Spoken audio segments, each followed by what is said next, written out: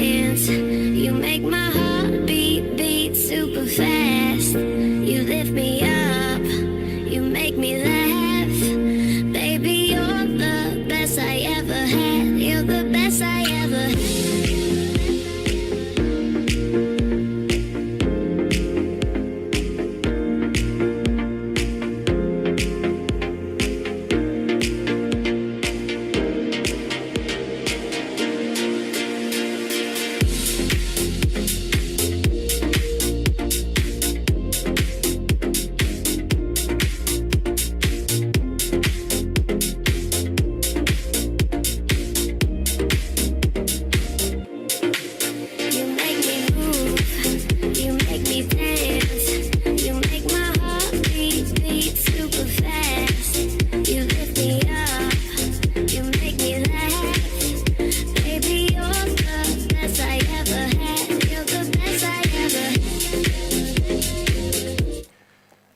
Arratsaldeon guztioi eta ongi etorri gaurko saiora. Gaurkoan elikagaiez arituko gara, izan ere elikadura, izaki bizidunek janaria eta elikagaiak barneratzeko prozesua da, eta honen funtzio nagusia energia eskuratzea da.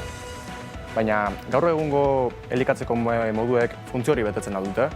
Gaurko saioan hainbat atal landuko ditugu eta ditugun zalantzak ere argituko ditugu. Horretarako saioan zehar, hainbat zuzeneko izango ditugu gure kolaboratzaileekin, eta astereko legez, oraingoan bai sekzioa Irati Lizarralderekin, aste honetan zer kartzen duen esku artean. Gogoratu, txata ere eskuragarri izango duzuela, nahi duzena idazteko, eta guk jasoko dugu. Baina saioarekin jarraitu horretik, azaldu nahi dizuet, gurekin gonbidatu bat ere izango dugula, gurekin Mirei Alberdi nutrizionista izango da, eta gaurko saioan elikagaiez arituko garenez, ea zer kontatzen digu. Azaldu duan bezala, Iratik astero erronka bat izaten du esku artean, eta aurreko astean, norbanakoen kontrolaren inguruan aritu ginen eta ez zuen erronka gainditu, baina dagoeneko platoan da Irati, eta, arratsaldeon Irati. Arratsaldeon. Konte guzu, zer duzu aste honetarako? Aste honetako gure gaixa elikaduria danez, Eonez Martin Berazetegekin klase batzuk emuten, zela, enekixen nidea zela sukaldatzen pixkat ikasteko. Orduan, gaur ingoten errezeta osasuntxuak, eukoitzu hainbat ingrediente, lengua izango gala abena, bigarrena arandanuak, gero intxaurrak, hainbat fruta ale, eta etxean indako jogur. Oso, gero sukaldantza denean, zuetenkoan sartu gara eta hitz egingo dugu. Gero arte beraz. Gero arte. Iratiren sukaldaritza sekzioaz gain, gaurko saioan beste hainbat gauzera izango ditugu, eta dagoeneko gure lankide Aizea Bediala honeta zuzenekoan da. Aizea, konte guzu, nuntza biltza? Bai, arratsaldeon Aritz. Hemen gaude Aretzabaletako herrian. Gaur denda ekologiko baten bila ari naiz eta ia sortea daukadan. Gero arte. Gero zurekin egongo gara. Eta Mikel Rezabal lankidea ere uste dut Aretxabaletan dela. Mikel, konte guzu? Kaixo Aritz, arratsaldeon. Gaur Aretxabaletan gaude eta herritarrei galdetuko diegu eta inkesta bat egingo diegu jateko elikadurari buruz, ea ze ohitura dituzten. Laster gauden. Primeran beraz, Mikel, gero egongo gara zurekin, ikusten duzuen bezala, atal asko ditugu lantzeko gaurko saioan, beraz, ongi etorri gizartean murgiltzen saiora. Urteotan, produktu ekologikoak modan jartzen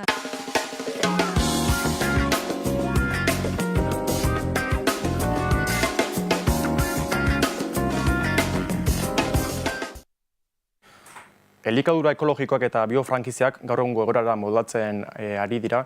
Izan ere kontsumitzaileek gero eta osasuntsuago eta naturalago kontsumitu nahi dituzte elikagaiak. Eta hori dela eta denda ekologiko gehiago ikusi ditzazkegu gure herrietan. Eta honen helburua da janari industrialetatik ihes egin eta prozedura naturalean zentratzea.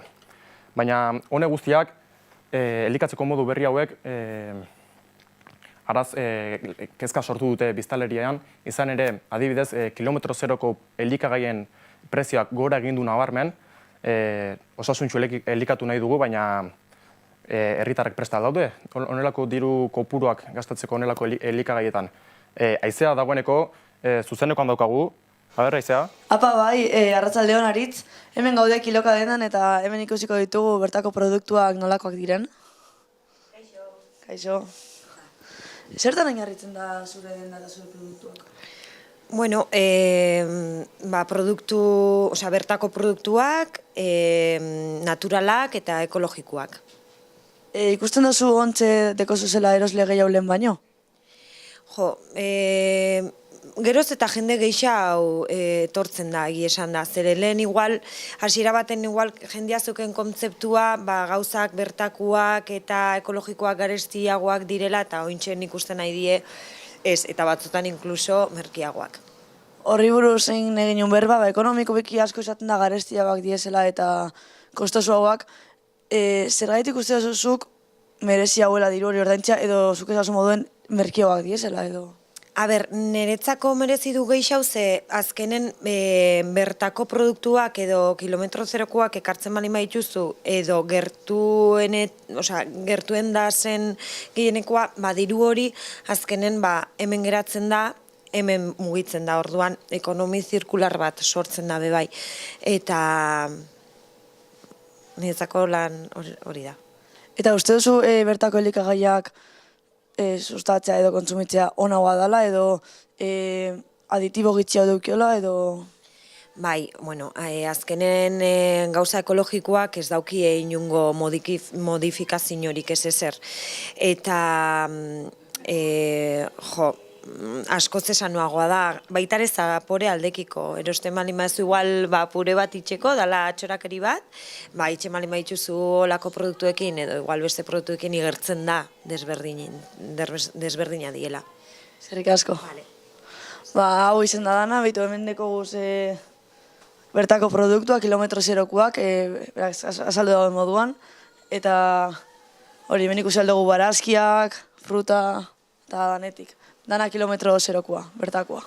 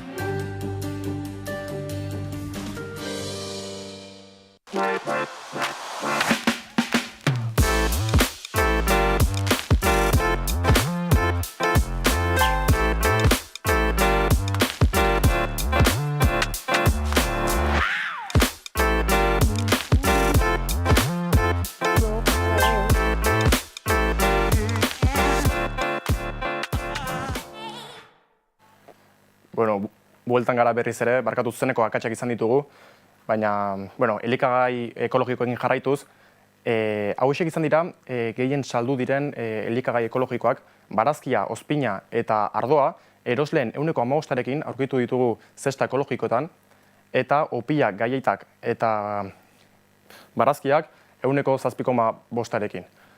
Animalitik eratorritako elikagaiek, haragia eta haragi deribatuak izan dira, gehien aurkitu ditugunak, 1,5-arekin, eta datuek nabarmen egin dute bera esne eta esnekiekin. Baita ere, arraina, itsaskik eta itsas kontserbetan 1,2,2-arekin, eta arrautzak 1,2,2-arekin. Hala eta guztiz ere, argi dago saltzaien eta erosleen artean arteko ikuspuntua desberdina dela. Horretarako kalera irten gara eta herritarrei galdetu dugu behien iritzia. Azken urteotan produktu ekologikoak modan jartzen ari dira. Jendea gero eta gehiago konsumitzen hasi da. Baina oso garestiak aldira? Zer deritzo Aretxabaletako herriak honen inguruan? Guazen galdetzera. Konsumitzen alduzue produktu ekologikorik? Nik egisa zan, ez dakatu itxuraik konsumitzeko ize ekologikoik, baina egisa zan uste itxura hori biharrezkoa dela eta hartu beharko noala oitxura horrek. Kasuen bai, batiz bat etxen ditutelako ekologikoek, orduan horren kontsumo daket pentsat. Ez, supermerkatuan da oso horrezkina baten da, normalian ez dia hainbeste ikusten da, nik alare ez ditut kontsumiten. Eta ze deritzo zue produktu hauei buruz? Pentsatzet, eman behar zakuela garrantzisa, azken finean, bai geuretzat eta bai munduantzat, obio dalako. Lan asko da behatzetik inteko, eta horren garrantzia eman inbertzaio batiz bat gure osasunen baitan gehatzea alako hori. Uste garestixak diala, baina, alare txarrak ez dagoz, jateko onak dia, eta horrekin nahikoa ez. Garestiak direla esan duzu. Zergaitik? Azkenean, nabaritzen da ezberdintasuna ez, ekologikoak izatea edo ez, edo zelan lanatzen dian kalitatia, edo zelan nondikan datozen, edo bertakoak izan da, kanpokoak izan da, horren antzekotasun edo ezberdintasun. Garestiak ez nago ziur, baina badakit orain garestitzen ari dirala, baina ezakit noraino den garestia barazkiak erostia. Bai, nik uste atzian dagoen dana intxik dela, daken lanketa horreitxik eta prezioak horreitxik diala, bai. Hauek, elementu hauek aurre ateatzeko toki gehiago berdezu, material gehiago berdezu, garestio da, orduan normala da baita ere bukaerako produkture garestio hartetzea. Eta uste zuen egon bidala maila ekonomiko on baten produktu hauek kontsumitzeko edo kontsumitu aldauela edo nork? Hombre, haue eozeinak ezin da kontsumitxu horik argi do, danok ez dakau danok ekonomikoki ezgoz berdin eta danok ezin dugu kontsumitxu orduan, bai uste maila hori aldau biharko zala eta garrantzisa emateixo momentuan produktu hauei prezioak ere bajatzeko. Bai ez, osasuntxu jatia betire izan da garestile eta dieta balantzagoa mantentzi ere bai, batiz bat gauzaz diferente asko berdituzulako eta barea hori honan ahaldi mazio izetie baita ere pagabitea, ez da poltsiko danantzako preparauta, hori hola izan da, aurreko... Ez dut uste, baina alare asko azken mola honetan asko giratzen da ere presinua, jake dana igo da hainbeste. Ez, nire ustez kilometro zeroko janariak guztiok alditugula jan eta dela normalena. Zintasun ikusten duzu produktu ekologiko eta produktu ez ekologikoen artean? Ez ekologikoak fabriketan gehiago egiten dira, edo dira, prefabrikado, zelako zerbait, eta ekologikoak dira naturalagoak eta hobeagoak gorputzantzat. Ezberdintasun esango zenute dauela produktu ekologiko eta ez ekologikoen artean? Komento dunez, ekologikoak dira betiko produktua, danoko zena bitxuta jatea, ez dakela inbeste lanketa, dakela produktu asko gainean eta produktu hori zapaltzen duenak, eta bestiak justo kontorakoa. Artifizialo die, gehiago mantentzeie, merkio die, eskuratzeko errezo die, da horrati da imesteko konsumo, eta bere garaien aurraketa handia izan zen, baina geho enteratzea horiek mantentzeko ibiltzeiteko materialak guretzako kaltegarri dela, ez? Orduan, puntua bat alde batetik da bestetik alde txar bate badauka. Lehen esan duan bezala, ez? Nun landatzen den produktu hori, nun ekoizten den, nun saltzen den, nora bidaetzen duen hori, eta kalte hori. Zerrik asko. Beti izaten da baliagarria herritarren iritzia jakitea, azken finean bakoitzaren eskuetan dago ze produktetan kontsumitu. Saioren hasieran azaldu dugun bezala, gurekin Mireia Alberdi nutrizionista izango da, baina honen aurretik iragarketarako tartetxo hartuko dugu, berela gatoz.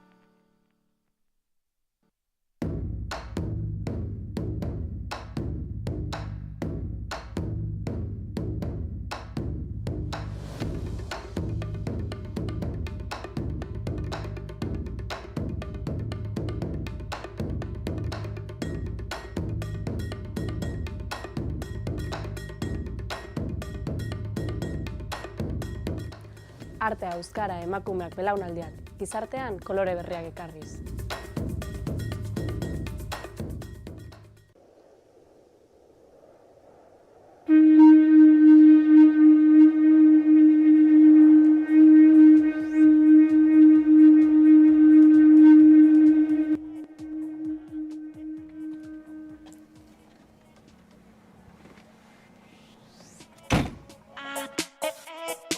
Ez dakitu Jon Maia dantzan jartzea lortuko dugun, baina euskal kulturari buruz arituko gara.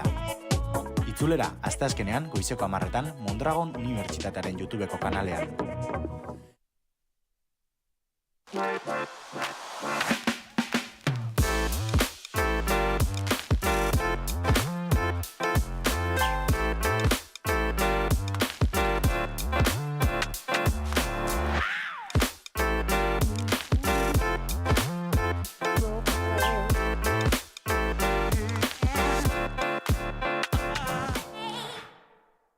Nik berai. Bueno, saioaren hasieran esan dugun bezala, gurekin Mireia Alberdi izango da, arratsaldeon Mireia eta mila esker gaurkoan gurekin izateagatik. Arratsaldeon, zuei eskerrik asko gonbidatzearren. Saioan hasieran esan dugun bezala, geroz eta denda ekologiko gehiago ikusten ditugu gure herrietan, baina zuk uste duzu herritarrek badutela ohitura honelako dendetan kontsumitzeko?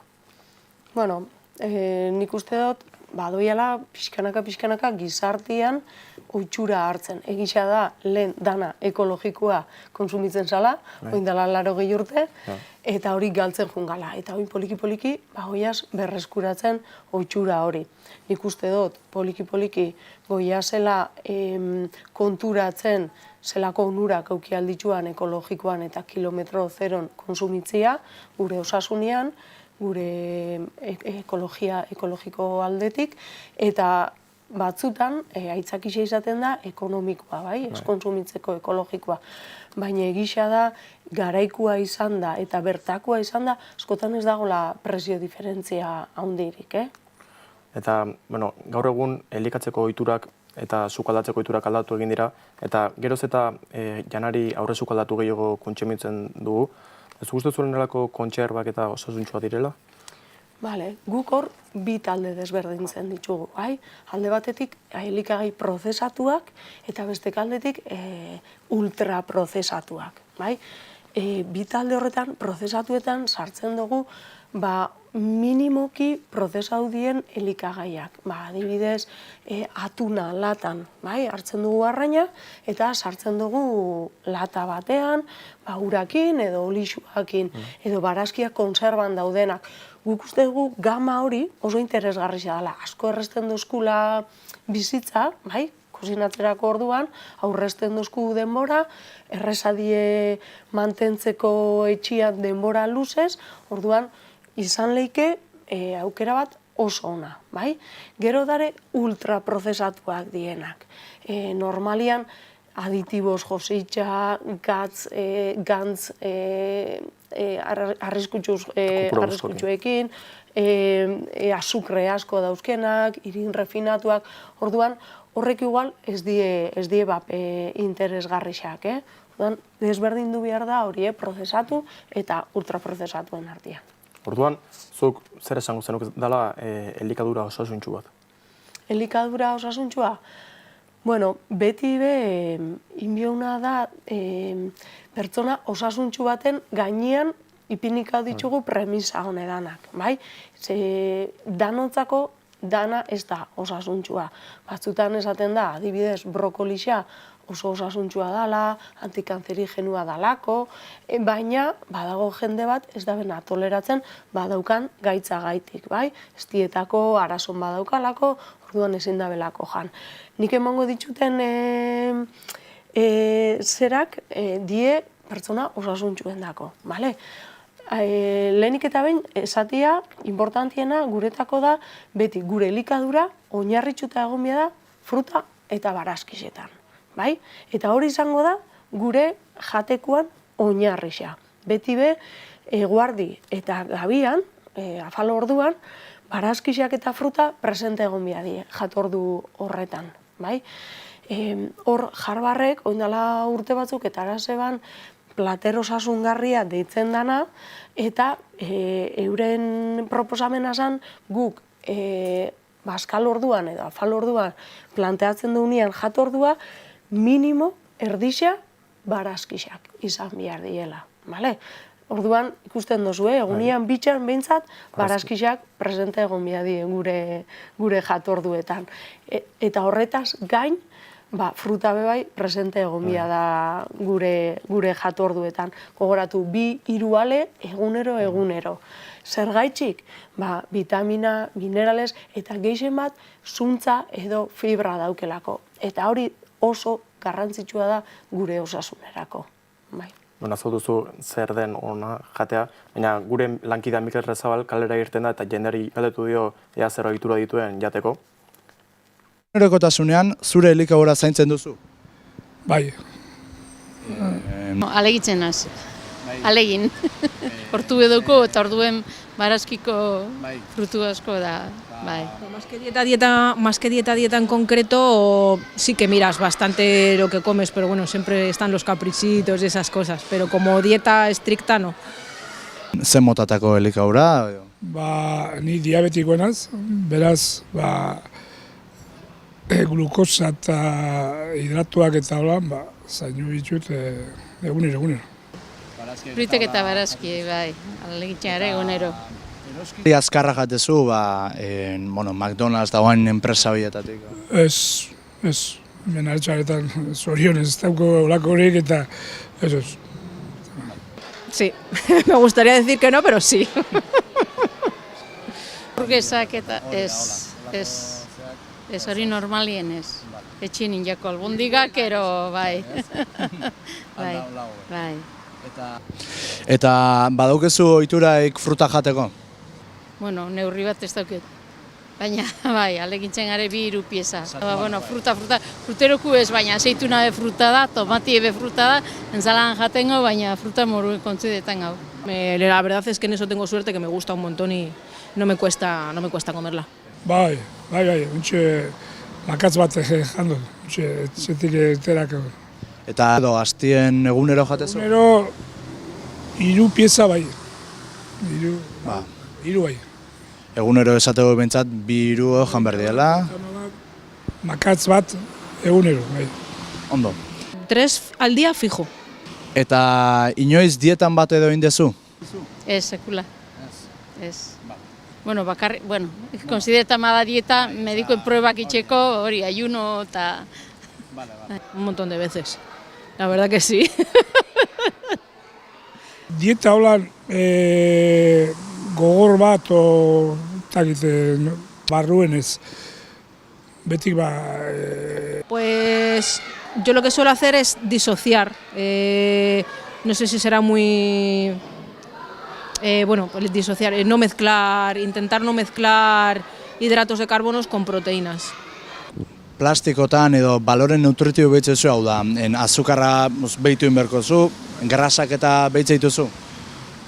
Bueno, behiratu kontrolau ez holan neurtu eta holan, baina zainu, hori bai. Sí, el 90% de las veces sí que lo miramos en casa. Gora beraia, badakigu ze komeni da, eta ez da komeni, badakigu hori. Behitu barik askotan. Zer iruditu zaizu herritarrek esan dutena? Bueno, hor ikusten zen desberdintasunak ikusten ziren, ez? Askotan adinakin be desberdintasun horrek nabarixauak izaten da. Adibidez diabetikoa zen pertsona nagusixena, agertu dana, multzo horretako pertsonak askotan fruta jateko ez duke inungo arazorik. Eurentzako izan dalako ohikuena, euren dultzia frutia izan da txikitatik, ez? Gaur egun umiak beste utxura batzuk dauzke. Eta adibidez, gisa da agertu dien hirurak fruta jaten zebela, hori esaten zeben behintzat. Ohitura batzuk eta. Hori da, baina gero barazkixak galdetzen hasten ganean, hor arazo gehiago egoten da. Normalian fruta errezaua da hartzen duzu eta jaten duzu, baina barazkixak suposatzen dau, garbitxu inbiadie, zatitxu, prestau, denbora batera ematen dau. Orduan, nik uste dut konsumoa horri egoten dela askotan arazua, bai? Gero, ez dugu galdetu adibidez arraina edo lekaliak, zenbat aldiz jaten dan. Egisa da gaur egun, asko tiratzen dugu, adinan arabera bai, baina prestautako janarixetara, aurra gertu da bezala, McDonald's eta holako kataietara asko juten da jendia. Eta hori azkenian igarritzen da osasunean.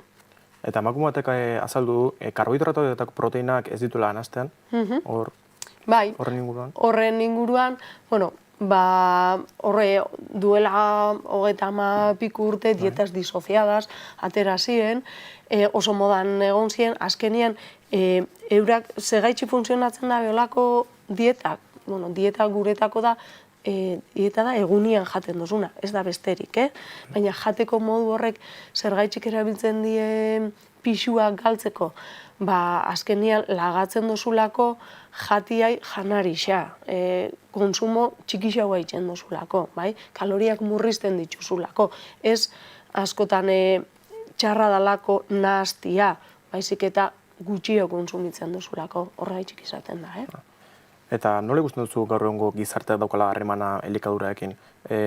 Zentratzen dira ondo jateaz, o zei importa ondo jatea? Galdera oso ona. Askorako emon aldau galderak. Pixkatxo bat laburtuz. Jende gaztiak estomagua betetzen da, urdaila betetzen da, eta segi aurrera. Gero ja behin adinean aurrera goia zela gaixotzen hasten ga, eta ja analizisetan izartxuak agertzen hasten die, orduan, askotan ja tokiak emoten hasten da gorputza, bai? Eta orduan ja hasten ga larritzen eta pixkatxo bat gehiago begiratzen jateko moduai. Egisa da gaztetan, edo etxian oitxura hundixa egon da, zaintzeko eta ondo esplikau duzkue, edo ez jako garrantzia hundirik emoten. Beti pentsatze jau janarixa garestixa dela, pentsatze jau ez daukagula denborarik kozinatzeko, aspergarrixa, orduan, edo zer gauza hartu eta segi aurrera. Gaur egun sare sozialek eragin handia izan dute gizartean, eta horietakoa da, pertsona famatuek, ohitura daukagula zer igotzen dutena ikusi eta kontsumitzeko. Zuk uste duzu gaztengan kalte izan duela? Sare sozialak da hori, arriskutsua izan leke. Nik ikusi izan dutena, nik faltan botatzen dut egunerokotasuneko jatordua, bai? Adilista batzuk, edo arraina laban, edo oiasko bat barazkixekin, horredanak ez dira agertzen sare sozialetan. Normalean, beti da donutza, gluten gabe eta ez dakiz zer, beti die fantasiako jatorduak, bai? Nik ez ditute olako gauzak konsumitzen, denbora inbertidu behar badot, nahi dut jarnari errezauetan inbertitzia, ez? Orduan, nik uste nahiko fantasia dala pixka bate sare sozialetan agertzen da janarixa. Batzutan, adibidez, elikagai ez osasuntxuak ikusten ditugu eta uste du osasuntxua direla eta kontsumitzeko ohitura daukagu. Bai, hori izaleke, bai, nire adibidez, olako gauzak ez di esartzen nire sare sozialetan, baina bai, asko gertatzen dena da, sare sozialetan famatuak dienak, markak ordainduta, euren produktuak publizitatzen dituzte. Ez publizidade bezala, baina ordaindutako zerbait da. Orduan, honek jaten badau, ondo ongo da ez, eta bada betiko publizidadia normalian gizurra handi bada, eta guk beti esaten duguna. Lehen zan, telebistan agertzen bada ez konsumidu mesedez, ez dalako osasuntxua, onja esan beharko dugu, sare sozialetan agertzen bada ez konsumidu mesedez. Gero hori baita, janarien inguruan, hainbat gezurreta izaten dira, eta horretarako kalera irten gara jendak zer iritzi duen honen inguruan entzutera. Oso da. Gaurkoan, kalera irten gara, interneteko elikagaien inguruko bulo eta gezurrak apurtzeko. Ea zer dioten Aretxabaletako herritarrek. Ezagutzen alduzu janariaren inguruko bulo edo gezurren bat? Ez dut uste. Ez. Egizu bidez ogitik, eta batez ere txuria bada, honek loditzen du eta. Hortik bai intzune ban zuzez, adibidez guretzean jaten dugu ogi integrala, ze da osasuntzu haua. Igual ez dut uste egia denik, ez dakit, ez dut uste, beste ogi guztien moduan, ez dakit.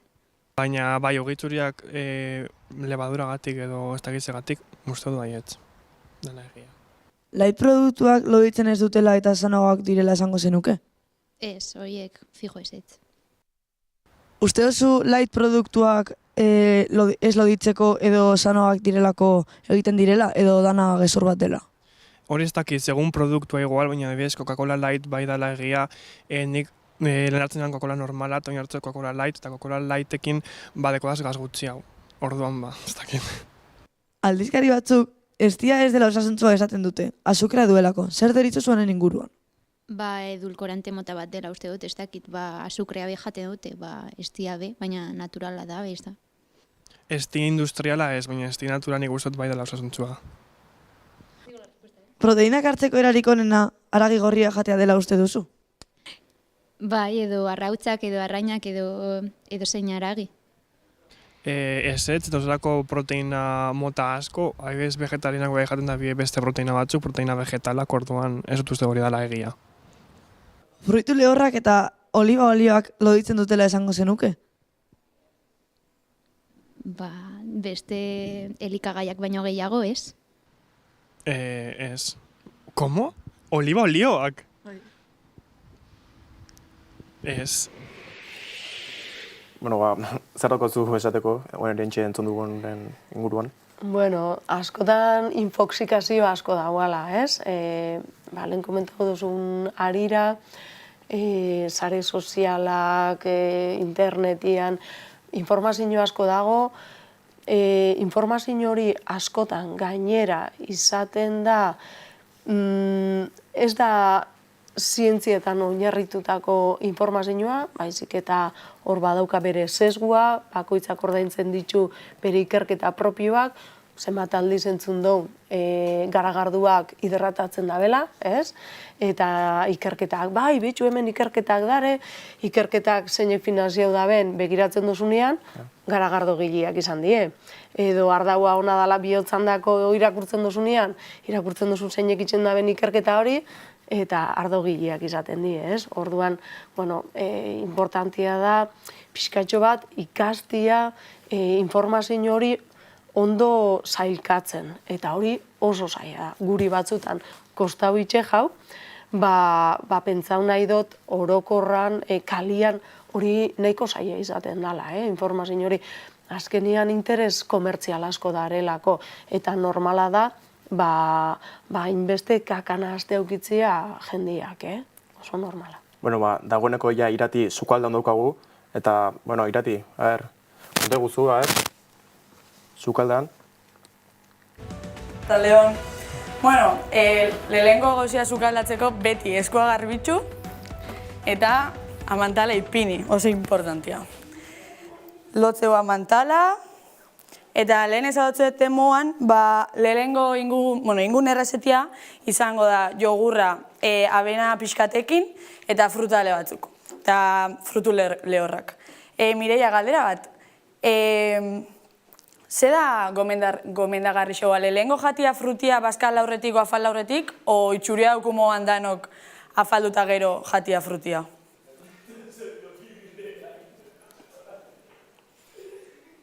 Digestiborik edo zen momentutan jan alda. Fruta beti ondo, bai? Arazo digestiboak baldin badare, horriak kontutan hartu bia da. Eta agian jatorduetatik kanpo hartzia komen izaten da. Baina hori beti be personalizau bia da pertsonan arabera. Eskerrik asko. Orduan, jogurra hau etxian indot, lehen goizian, Martin Berasategik erakutzitza. Orduan, lehen gauza inguna da, jogurra hau, udokun kuenkito batea bota. Hola, dana, ondo aprobetxauta, ez gastatzeko. Eta, gero inguna da, hartu platano bat eta zuritxu. Nondik ekarritu zeu elikagaiak? Elikagai honek, adibidez platanoa erosi dut herriko azokan, herriko produktua, bueno, ez da herriko produktua, noak izan moan, baina, bentsat herriko jendea iola bultzatu itxe jau. Eta gero, intxaurrak ekarritxut baserritxik, bakizu baritz baserri baukatela, eta geixen bat produktu ekologikoak itxeitxu, eta hortik ekarritxut, eta madarixa baitxa. Eta galdera bat, intxarroz gain, dauzkazu beste elikagai gehiago baserrien? Bai, tomatia, piperra, porrua, gauza asko. Eta botaku pixkat, abena pixkat, erdikaldea, pixkat txukun. Beste galdera bat, Irati. Hor abena aurrena egin bar da, o hola janda ondo dago? Gomendatzea be, 25 gramo, 30 gramo jatia eguneko pertsonako, eta modu askotan da jan, aldozu irekin, urakin, esniakin, beha bakarri bejaleike, eta errezeta askotan aldain abenia. Mogotako itxu intxaur batzuk, intxaur ekologikoak, iraten baserriko intxaurrak. Horren osasuntzuk izango jazta? Hombre. Eta gero, bukatzeko ja, botako itxu ahabiak, erderaz diela arandanoz, ez da hain ezaguna ahabia jendeanak arandanoz ez dugu, baina bueno. Botako itxu pare bat, hone daia ahabi deshidratauak, zebak izue ahabiak ez diela goten temporada batzutan bakarrik goten diela. Zike botako itxu pare bat, eta listo! Bueno, Mireiari galdera bat egingo diot, zuk nolako ikusi duzu egin duen errezeta? Bueno, niko betu ingo nuke pixkatxo bat, posible baldin bada. Adibidez, olua beti hidratauta egotia, jogurrian nahaztuta minimo 2-3 ordu, edo gehitxu hau, bai? Olua zereal bada eta hidratauta edo sukaldau inbia da, beti. Ez da jaten holan gordinik, bai? Ze bestela arazo digestibuak sortu alditxu. Orduan, Iratirik gomendatzia, beti ondo hidratatzia olua.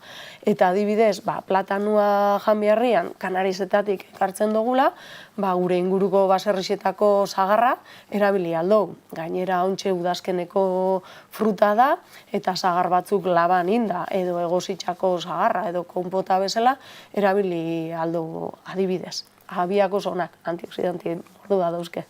Eta elikagai hauek noiz jango zen dituzke, meriendan? Edozein momentutan. Bai, hori da adibidez beste kontu bat bebai, ez? Oso ohikoa. Hau da afaltzeko, hau da baskaltzeko, ez? Osasuntxua da bitxartian eguneko edozein momentutan jana alda. Hori asko gertatzen da gozaritan, ez? Gozariko zerealak. Bueno, zerealak die eta hobeto ez gozaltzia, ez baskaltzia eta ez afaltzia, zereal horrek. Alde batera laga. Eta hobeto dozu, gozaltzea tortilla bat, edo aurreko eguneko iaskua sobrau bajatzu, asko hobeto hori gozaltzea, gaur egun gozaltzen gabizen zereal edo gaietak baina. Bueno, Irati agurtuko dut, Irati? Txoin, gauza, hemen daukat bat probatzeko prest, zike ikusuko zuen, ze hona da hon. A ver, Mikel, ze esatu zu? Oso ona. Ondo nazten dira zaporek. Bueno, agur. Bai, agur Irati. Bueno, Mireia, eskerrik asko gaurko zeian gurekin izateatik plazer bat izan da. Zuei. Bueno, eta hurrengo astean ere hemen izango gara, beste gai batekin. Beraz, ondo segi eta ondo izan. Agur.